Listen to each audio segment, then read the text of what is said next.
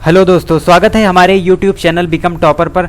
और हम लोग पढ़ रहे थे एनसीईआरटी फिजिक्स पर वेस्ट जो हमारा मॉडिफाइड सिलेबस आया है उसके आधार पर ही हम लोग पढ़ रहे थे यूनिट 9 यानी कि किरण प्रकाशिकी तथा प्रकाशिकी यंत्र। और कल तक की क्लास में हम लोगों ने पढ़ लिया था अपवर्तन, अपवर्तनांक, स्नेल का नियम और प्रकाशिकी के बारे में। तो उसी क्लास को आगे कंटिन्यू करते हुए हम आगे की टॉपिक्स देखते हैं। तो चलिए शुरू करते हैं आज की क्लास को। तो सबसे पहले हमारा टॉपिक है आज का, वो है उत्क्रमणीयता का सिद्धांत। कल हम लोगों ने अपवर्तनांक तक अपनी क्लास को कंटिन्यू कर रखा था, तो आज हम पढ़ेंगे उत्क्रमणीयता का सिद्धांत। और क्या होता है उत्क्रमणीयता का सिद्धांत, तो चलिए देखते हैं। जब कोई प्रकाश किरण किसी भी संख्या में परावर्तनों तथा अपवर्तनों के पश्चात अपना पथ उत्क्रमित करती है तो यह उसी पथ को पुनः अनुरेखित करते हुए वापस स्रोत तक पहुंचती है। ये तो हो गई लैंग्वेज जो लिखी हुई है नोट्स में। हम आपको एक सिंपल भाषा में समझाते हैं कि उत्क्रमणीयता का मतलब क्या होता है। तो आप लोगों ने 10th में रिएक्शन भी पढ़ी होगी, उत्क्रमणीय अभिक्रियाएं। इसका मतलब ये होता है कि कोई भी चीज़ जिस पथ से जहाँ तक गई है वहाँ से उसी पथ में वापस लौट आए तो उसे ही कहते हैं उत्क्रमण। उत्क्रमण अभिक्रिया भी होती थी, जो प्रोडक्ट बनता था, प्रोडक्ट से फिर वही जो पदार्थ है वो बन जाता था, तो इसी को कहते हैं उत्क्रमणीयता। तो ऐसे ही जब कोई प्रकाश किरण किसी एक माध्यम से दूसरे माध्यम में जाती है तो वो उसी पथ में वापस लौट आती है, तो इसे ही कहते हैं हम, इसी सिद्धांत को कहते हैं प्रकाश का उत्क्रमणीयता सिद्धांत। इसी को हम लोग कहते हैं प्रकाश का उत्क्रमणीयता सिद्धांत। अब इसको जो फिगर है वो आपको नोट्स में मिल जाएगा, तो और हम आपको अलग से भी समझाते हैं कि क्या कुछ है उसमें। तो चलिए देखते हैं। ये देखिए, ये यहाँ पर फिगर बना हुआ है, पहले से ही हमने बना रखा है, क्योंकि जो इस पेन से ये जो फिगर है ये ड्रा अच्छी तरह से नहीं होते हैं, इसलिए हमने इसको पहले से बना रखा है। और हम इसी में आपको समझाएंगे कि क्या होता है प्रकाश का उत्क्रमणीय सिद्धांत। और कुछ स्टूडेंट्स की कंप्लेन भी आ रही थी कि हैंड राइटिंग को थोड़ा सा सही किया जाए, तो हमने उसमें गौर किया और हम प्रयास करेंगे कि अच्छा से अच्छी हैंड राइटिंग लिख सकें। धीरे धीरे सुधार होगा। अगर आपको वीडियो में किसी प्रकार की कमी नज़र आती है, किसी प्रकार की आपको उसमें गलती लगती है, तो किसी प्रकार का सुझाव आप दे सकते हैं कमेंट बॉक्स में। हम ज़रूर पढ़ेंगे और ज़रूर उसे बेहतर बनाने के लिए प्रयास करेंगे। तो चलिए समझते हैं इस फिगर में। तो ये जो हमारी ये एक प्रकाश किरण है जो आ रही है, ये यहाँ से आती हुई जब दूसरे माध्यम में जाती है तो ये यहाँ पर अपवर्तित हो रही है, ये इधर गई यहाँ पर। और हमने यहाँ पर एक पृष्ठ लगा दिया, एक जिससे कि इसको हमको केवल क्योंकि परावर्तित करना है, क्योंकि हम पढ़ रहे हैं उत्क्रमणीयता सिद्धांत, यानी कि जिस मार्ग से ये प्रकाश किरण आई है इसको उसी मार्ग में वापस भी जाना है, इसीलिए हमको ये पृष्ठ लगाना पड़ा। इसमें हम पेंट कर देते हैं। जैसा कि प्रकाश के परावर्तन में होता है, जब कोई प्रकाश किरण किसी पृष्ठ से टकराती है तो टकराकर वापस लौट जाती है, तो उसी तरह से हमको इसको वापस भी लौटाना है। तो यहाँ पर यहाँ से तल से टकराई और ये अब जा रही है वापस उसी मार्ग से होते हुए। तो ये आप देख सकते हैं, ये यहाँ पर वापस हो गई। और ये कोण हमने कल पढ़ा भी था, प्रकाश का अपवर्तन होता है तो ये हमारा होता है आई, यानी कि आपतन कोण। ये होता है हमारा आपतन कोण। और नीचे ये होगा हमारा आर, कल भी हमने पढ़ा था इसके बारे में। ये होता है हमारा अपवर्तन कोण। ये होगा हमारा अपवर्तन कोण। अब आगे देखते हैं। इसको हम मान लेते हैं ऊपर ये जो है इसको हम मान लेते हैं माध्यम 1 और इसको मान लेते हैं हम माध्यम 2। ठीक है, इस तरह से हुआ। जब प्रकाश किरण माध्यम 1 से माध्यम 2 में प्रवेश करती है तो स्नेल का नियम कल हमने पढ़ा था कि sine i upon sine r बराबर कांस्टेंट होता है, यन होता है। तो प्रकाश किरण जा रही है, यहाँ पर समझेंगे, प्रकाश किरण जा रही है एक माध्यम से दूसरे माध्यम से, यानी पहले माध्यम से दूसरे माध्यम में जा रही है। तो n बराबर लगाएंगे यहाँ पर स्नेल का नियम sine i upon sine r. ये क्योंकि ये जाने वाली किरण का हम निकाल रहे हैं, जो ये किरण यहाँ से जा रही है, तो पहले माध्यम से दूसरे माध्यम से। अब हम लिखेंगे, इसको हम मान लेते हैं समीकरण 1। अब हम लिखेंगे दूसरा समीकरण, जब प्रकाश किरण दूसरे माध्यम से पहले में वापस आ रही है तो क्या होगा, ये होगा 2 दूसरे से पहले में बराबर, फिर स्नेल का नियम, तो इस बार ऊपर साइन आई नहीं होगा क्योंकि प्रकाश किरण नीचे से ऊपर जा रही है, वापस लौट रही है, तो यहाँ पर हम लिखेंगे साइन आर अपान साइन आई। इसको मान लेते हैं समीकरण 2। ये हो गया हमारा, पहले में प्रकाश किरण पहले माध्यम से दूसरे माध्यम में आई, दूसरे में प्रकाश किरण दूसरे माध्यम से आपतन कोण आर पर पहले माध्यम में प्रवेश करेगी। जब दूसरे माध्यम से पहले में प्रवेश करेगी तो आर होगा आपतन कोण, और जब पहले माध्यम से दूसरे में प्रवेश करेगी तो आपतन कोण होगा आई। तो ये आपको समझना है। अब हम क्या करेंगे, जो हमारा फर्स्ट समीकरण है उसका मल्टीप्लाई कर देंगे सेकंड समीकरण से, और जब हम मल्टीप्लाई करेंगे तो ये हो जाएगा 1n2 इंटू 2n1 बराबर में, इधर भी मल्टीप्लाई होगा sine i upon sine r बराबर नहीं, सॉरी, मल्टीप्लाई होगा यहाँ पर sine r upon sine i. ये यहाँ पर ऊपर साइन आर से साइन आर कैंसिल हो जाएगा और यहाँ पर साइन आई से साइन आई कैंसिल हो जाएगा। अब क्या बचा हमारा, तो अब यहाँ पर हमारा बचा 1n2 इंटू 2n1 बराबर 1 आ गया। ये हमारा एक ये फार्मूला भी बनेगा और यही हमारा निकला 1n2 इंटू 2n1। और इसको क्या लिख सकते हैं, तो इसको हम ये भी लिख सकते हैं कि 1n2 बराबर 1 अपान 2n1, क्योंकि एक दूसरे से आपस में व्युत्क्रम भी है, तो हम इसको ये भी लिख सकते हैं। अब आगे इसमें देखते हैं, यहाँ पर तो माध्यम 1 और माध्यम 2 था। अगर माध्यम जल कांच हो, वायु कांच हो, वायु जल हो, तो उसी प्रकार से उनके हिसाब से भी लिख लेंगे। तो एक सूत्र, अगर माध्यम वायु जल कांच भी है साथ में, तो ये सूत्र बनता है जिसका प्रयोग काफ़ी न्यूमेरिकल्स में किया भी जाता है। तो ये हम यहाँ पर देखेंगे, WNG बराबर ANG अपान ANW, ये नीचे लिखे जाते हैं। यही होता है, यहाँ पर जो W है वो डिनोट करता है क्या, जल को, यानी कि वाटर। इन टर्म्स को याद रखना है, इनका ही ज़्यादातर यूज होता है। एयर यानी कि वायु, और जल और कांच, इन तीन का ही ज़्यादातर प्रयोग आपको देखने को मिलेगा न्यूमेरिकल्स में भी और फार्मूला में भी। तो यहाँ पर G क्या डिनोट करता है, कांच को, और W जल को, A यानी कि एयर वायु को। तो इसमें क्या है, जो WNG है ये है जल के सापेक्ष कांच का। इन टर्म्स को आपको बहुत ही अच्छी तरह से याद रखना है, क्योंकि काफ़ी कन्फ्यूजन होता है जब W इधर लिखा होता है या G इधर लिखा होता है, तो उसमें तो इसको देखेंगे, इसका मतलब क्या है, जल के सापेक्ष। जल के सापेक्ष, जो पहले लिखा होता है उसी के सापेक्ष होता है, और जो बाद में लिखा होता है उसका अपवर्तनांक होता है। तो जल के सापेक्ष बाद में क्या लिखा है, G यानी कि कांच का अपवर्तनांक, कांच का अपवर्तनांक। तो यहाँ पर WNG का मतलब क्या हुआ, तो W पहले लिखा है, तो यानी कि जल के सापेक्ष पहले वाले के सापेक्ष दूसरे वाले का अपवर्तनांक ये होता है। और यहाँ पर अब ANG का मतलब क्या होगा, वायु के सापेक्ष कांच का अपवर्तनांक अपान वायु के सापेक्ष जल का अपवर्तनांक। इनका ये जो मीनिंग है वो होता है। तो इस प्रकार से यही है जो प्रकाश का उत्क्रमणीयता सिद्धांत, जिसको हमने डिफिनीशन भी जानी और जिसको हमने देखा भी, उसका डेरिवेशन भी करके, और उससे ये फार्मूला निकला जिसका यूज आगे न्यूमेरिकल्स में भी किया जाएगा। अब चलिए कुछ न्यूमेरिकल्स देखते हैं। हमने कल भी काफ़ी सारे फार्मूले पढ़े थे स्नेल के नियम के अंतर्गत, जो व्यापक रूप में जो फार्मूले आए थे।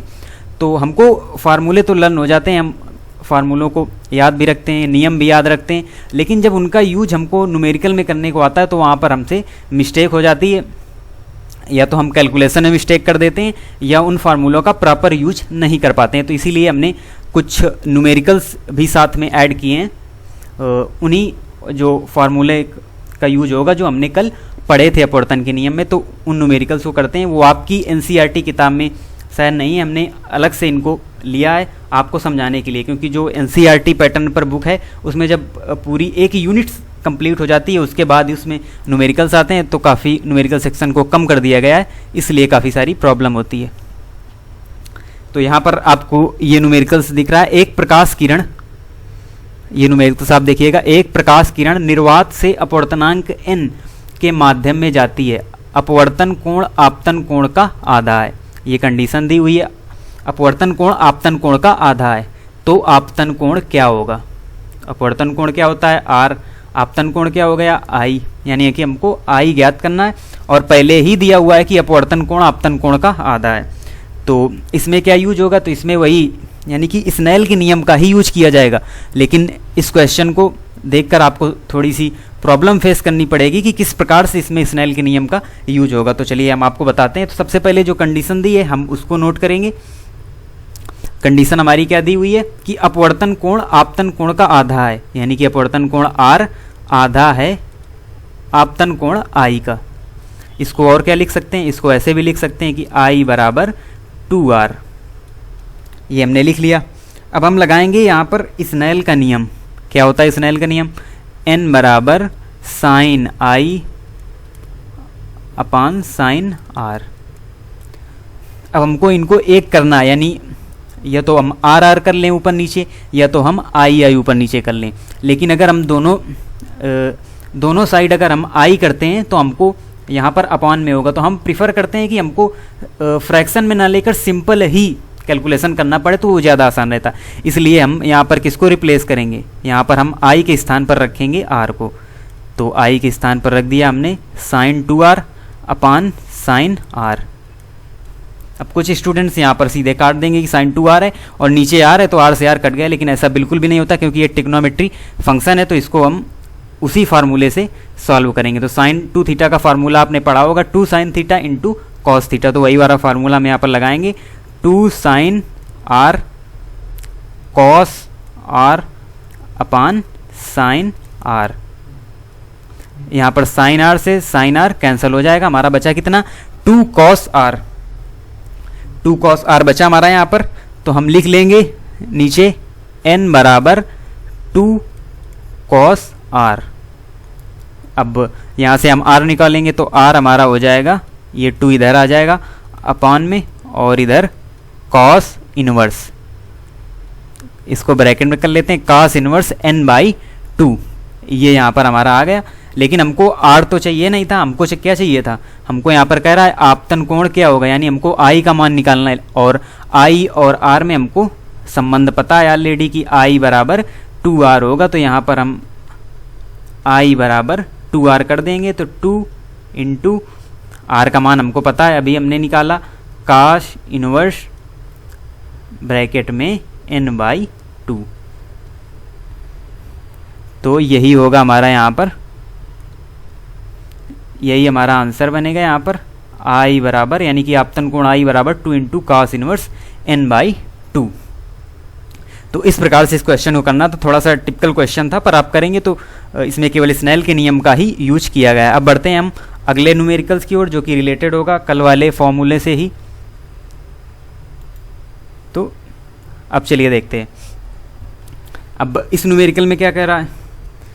तो इसमें कह रहा है कि वायु में 500 नैनोमीटर तरंग दैर्घ्य का प्रकाश पुंज अपवर्तनांक 1.5 की प्लेट में प्रवेश करता है, तो ज्ञात कीजिए कांच में चाल, कांच में आवृत्ति तथा कांच में तरंग दैर्घ्य।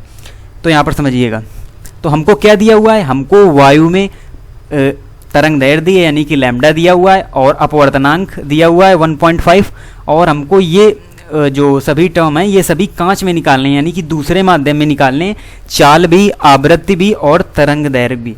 तो सबसे पहले ये नोट कर लेंगे कि हमको क्या क्या दिया हुआ है। तो हमको दिया हुआ है लैम्डा ए, यानी कि वायु में तरंग दैर्घ्य हमको दी हुई है कितनी, 500 नैनोमीटर, और 1 मीटर में 10⁻⁻9 नैनोमीटर होते हैं, तो इसको हम मीटर में कन्वर्ट कर लेंगे, तो ये होगा हमारा 5 × 10⁻⁻7 मीटर बन जाएगा, क्योंकि 10⁻⁻9 होते हैं और ये 2 जीरो यहाँ पर हैं, तो ये हो जाएगा 5 × 10⁻⁻7 मीटर। तो ये हमको दी हुई है, और क्या दिया हुआ है, n दिया हुआ है 1.5। और इसका कोई मात्रक नहीं होता, हमने आपको कल ही बताया था। अब हम एक तरफ से निकालते हैं। सबसे पहले क्या निकालेंगे, कांच में चाल। तो ए नंबर हम सबसे पहले सॉल्व करेंगे। कांच में चाल यानी कि वेग, कांच में ग्लास में वेग बराबर सी अपान एन, इसका फार्मूला होता है सी अपान एन। और सी देखो यहाँ पर सवाल में नहीं दी हुई, हमने आपको कल ही बताया था कि सी का मान फिक्स होता है। सी का मान होता है 3 × 10⁸ मीटर प्रति सेकंड। ये निर्वात में प्रकाश की चाल होती है, तो ये पहले से ही फिक्स होती है।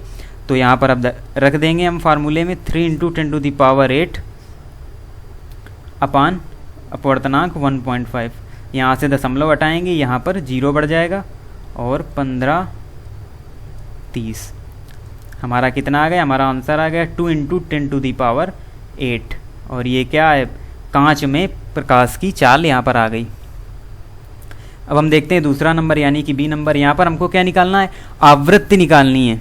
तो हमको पहले वायु में ही आवृत्ति निकालनी होगी, वायु में ही प्रकाश की आवृत्ति निकालनी होगी, क्योंकि जो आवृत्ति का फार्मूला होता है वो होता है, आवृत्ति का जो फार्मूला होता है सी अपान लैम्डा होता है। सी हमको ऑलरेडी पता होता है और लैम्डा यहाँ पर हमको सिर्फ दिया हुआ है वायु में तरंग दैर्घ्य।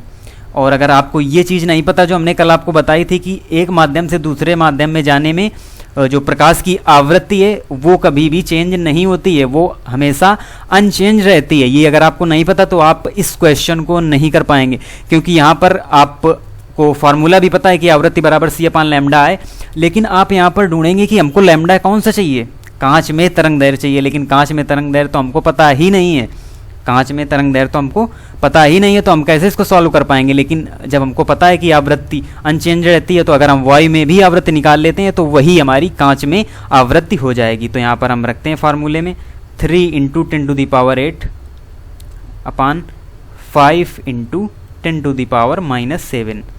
अब यहाँ पर कैलकुलेशन में आपको थोड़ा सा ध्यान रखना है, और यहाँ पर हो जाएगा 3/5 × 10⁻15। ये ऊपर चला जाएगा 10⁻⁻7, तो ये हो जाएगा। वहाँ पर थोड़ा सा नीचे कर लेते हैं। अब देखते हैं आगे, तो ये हो गया। अब एक 0 इधर लाते हैं, यानी कि 6 × 10⁻14। एक यहाँ से 0 यहाँ पर आया और 5 × 6 30 हो गया। तो ये हो गया हमारा, और इसका मात्रक हमको जरूर लिखना है, इसका मात्रक होता है हर्ट्ज आवृत्ति का। तो ये आ गया हमारा दूसरा आंसर जो कि आवृत्ति है। लेकिन ये तो हमारी निकली वायु में आवृत्ति, वायु में प्रकाश की आवृत्ति, लेकिन हमको पता है कि आवृत्ति हमेशा सेम रहती है। तो हम जो हमारी कांच में भी आवृत्ति होगी वो भी यही होगी, सेम होगी, यही आंसर होगा, यानी कि 6 × 10⁻14 हर्ट्ज। अब हमारा बचा तीसरा नंबर, हमको निकालना था क्या, तरंग दैर्घ्य। तो तरंग दैर्घ्य निकालने के लिए, वो भी कांच में तरंग दैर्घ्य निकालनी है, तो हमने ये भी कल फार्मूला पढ़ा था कि कांच में तरंग दैर्घ्य तो वायु में तरंग दैर्घ्य अपान n, और वायु में तरंग दैर्घ्य हमको पता ही है, यानी कि सवाल में दी हुई है। तो आगे सीधे सीधे रख देंगे 5 × 10⁻⁻7 अपान 1.5। यहाँ से दशमलव हटाएंगे, ऊपर 0 बढ़ जाएगा और ये आ जाएगा हमारा 3.33 × 10⁻⁻7 मीटर।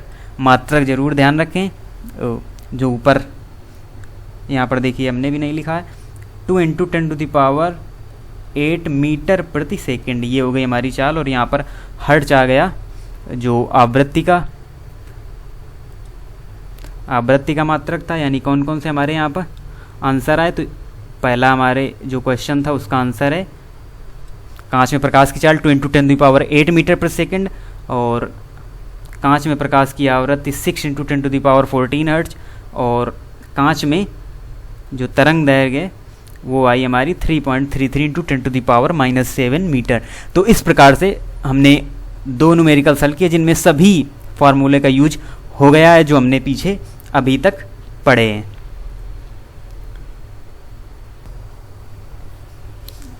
और चलिए आगे बढ़ते हुए हम देखते हैं अगला जो हमारा टॉपिक है वो है पार्श्व विस्थापन। तो क्या होता है पार्श्व विस्थापन, इसके बारे में जानेंगे। तो पार्श्व विस्थापन होता है आपतित किरण व अपवर्तित किरण के मध्य की लंबवत दूरी को ही पार्श्व या पार्श्विक विस्थापन कहते हैं। तो ये होती है डेफिनीशन पार्श्व विस्थापन की, कि आपतित किरण व अपवर्तित किरण के मध्य की लंबवत दूरी को पार्श्व या पार्श्विक विस्थापन कहते हैं। और इसका डेरिवेशन भी दिया हुआ है, तो वो भी अभी हम आपको समझाएंगे फिगर के माध्यम से।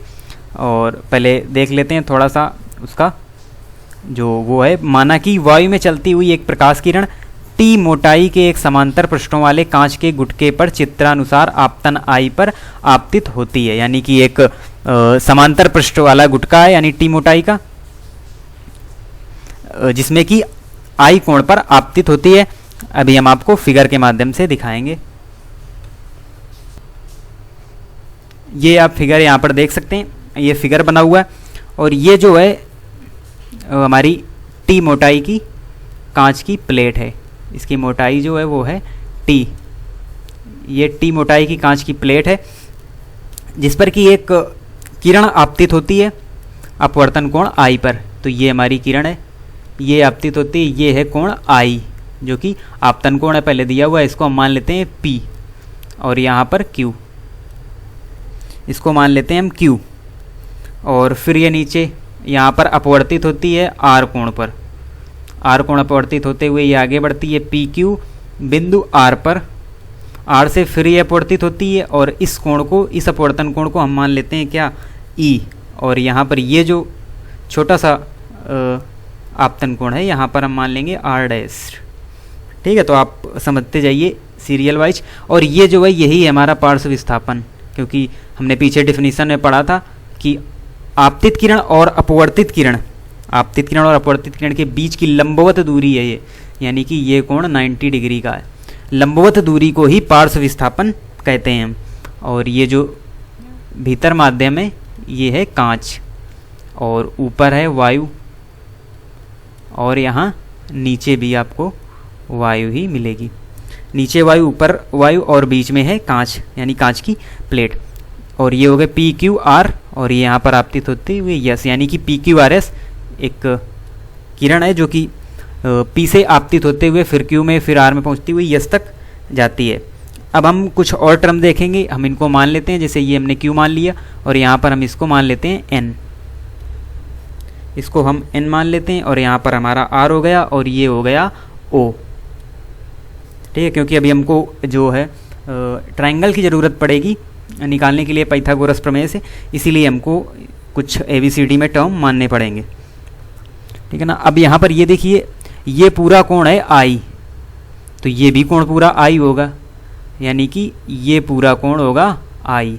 तो इतना कोण कितना बचा, तो ये होगा हमारा आई माइनस आर, क्योंकि इस कोण का भी यूज होगा, इसीलिए हमने आपको बता दिया आई माइनस आर इस कोण का मान होगा। अब हम देखते हैं डेरिवेशन इसका करने के लिए। सबसे पहले समकोण त्रिभुज ओ क्यू आर देखिए, समकोण त्रिभुज ओ क्यू और आर। तो समकोण त्रिभुज ओ क्यू आर से, ओ क्यू आर से क्या निकालेंगे, तो यहाँ पर ये है लंब, यहाँ पर लगाएंगे हम साइन का फार्मूला। तो इतना कोण क्या है, आई माइनस आर दिया हुआ है, तो यहाँ पर जो फार्मूला लगेगा साइन आई माइनस आर। और साइन क्या होता है, लंब बटे कर्ण होता है साइन का फार्मूला। तो लंब है यहाँ पर डी अपान कर्ण होगा यहाँ पर क्यू आर, कर्ण है क्यू आर, क्यू आर कर्ण है, तो लंब बटे कर्ण हुआ। इसको मान लिया हमने। पहले हम क्यू आर का मान निकाल लेते हैं यहाँ से, तो क्यू आर इधर जाएगा,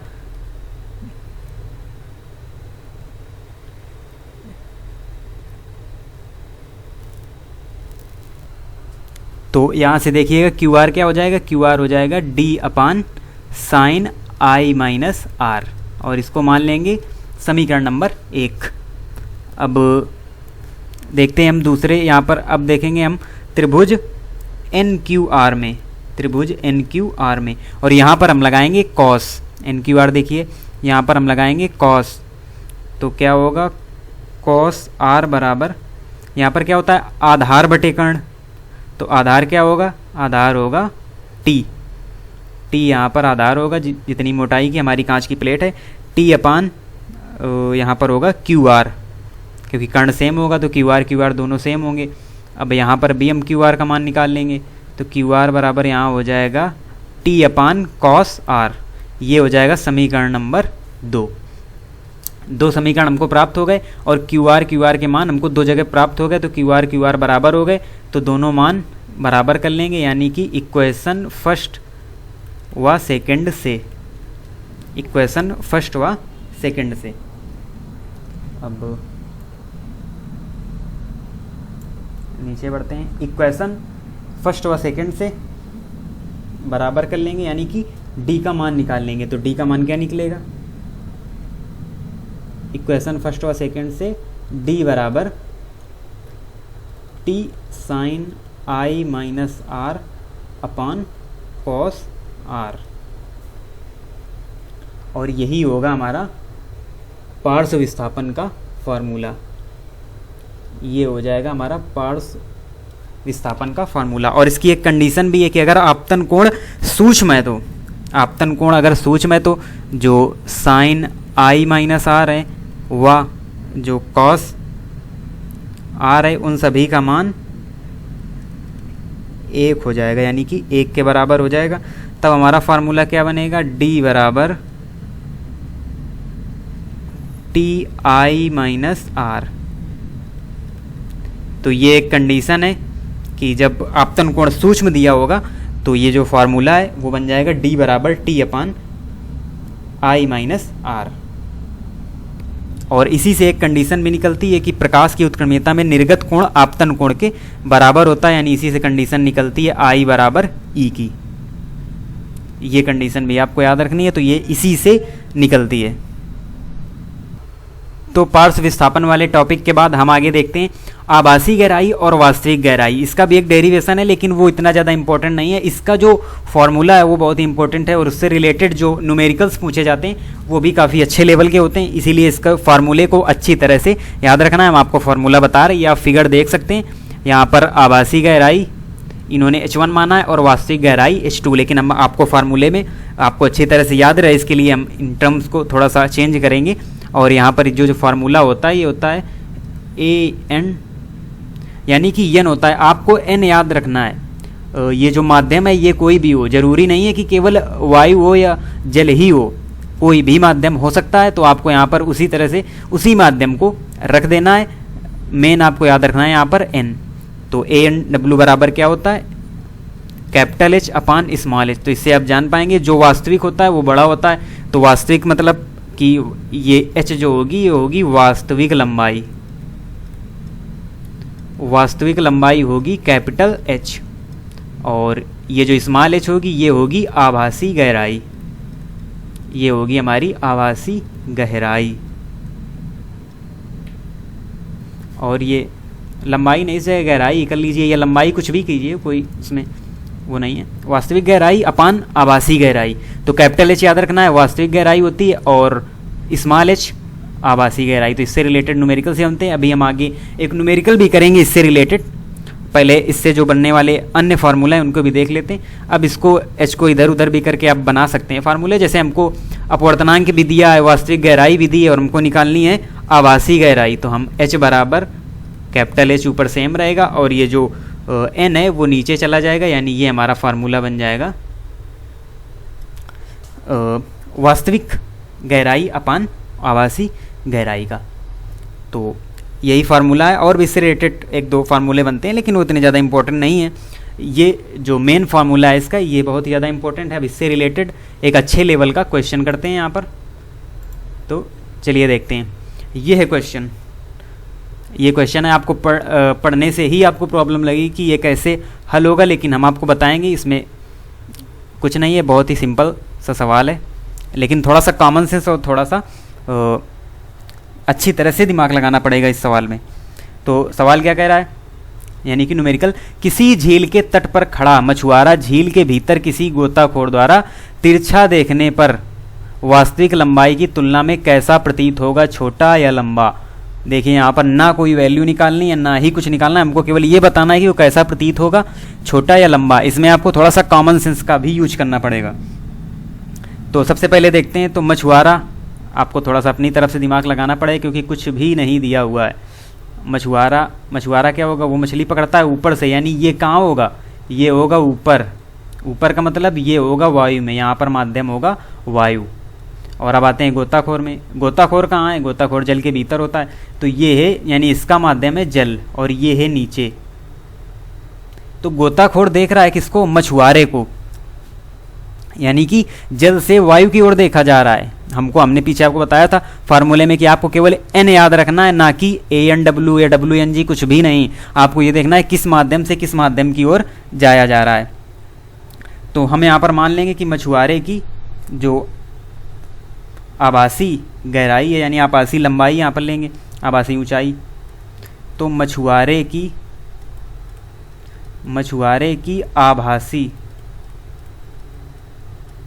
आभासी लंबाई, मछुआरे की आभासी लंबाई होगी स्मॉल एच। हमने पीछे आपको बताया था आभासी लंबाई होती है स्मॉल एच, और वास्तविक